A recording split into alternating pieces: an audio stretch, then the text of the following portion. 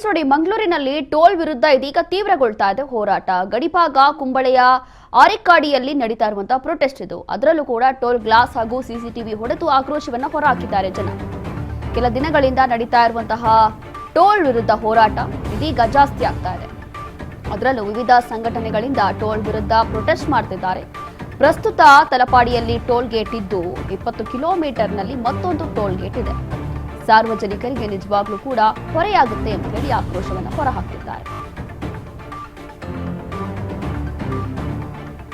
ಮಂಗಳೂರಿನಲ್ಲಿ ನಡೆದಿರುವಂತಹ ಘಟನೆ ನೋಡಿ, ಎಷ್ಟು ದೊಡ್ಡ ಮಟ್ಟದಲ್ಲಿ ಗಲಾಟೆ ಮಾಡಿದ್ದಾರೆ, ಎಷ್ಟು ಜನ ಸೇರಿದ್ದಾರೆ ಅಂತ ಹೇಳಿ ಇಲ್ಲೇ ನಾವು ಗೆಸ್ ಮಾಡಬಹುದು.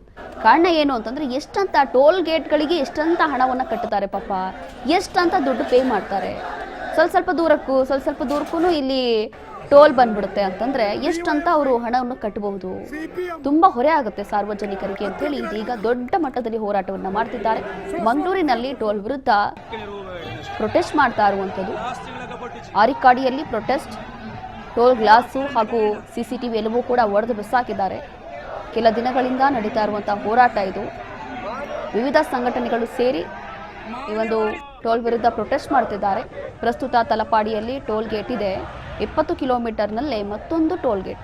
ಕೇವಲ 20 ಕಿಲೋಮೀಟರ್ಗೆ ಮತ್ತೊಮ್ಮೆ ಬಂದು ಇಲ್ಲಿ ಟೋಲಲ್ಲಿ ನೀವು ಹಣ ಪಾವತಿಸಬೇಕು ಅಂತಂದ್ರೆ ಎಲ್ಲಿಂದ ತರ್ತಾರೆ ದುಡ್ಡು? ಮತ್ತೆ ಸಾರ್ವಜನಿಕರಿಗೆ ನಿಜವಾಗ್ಲೂ ಕೂಡ ಹೊರೆಯಾಗುತ್ತೆ.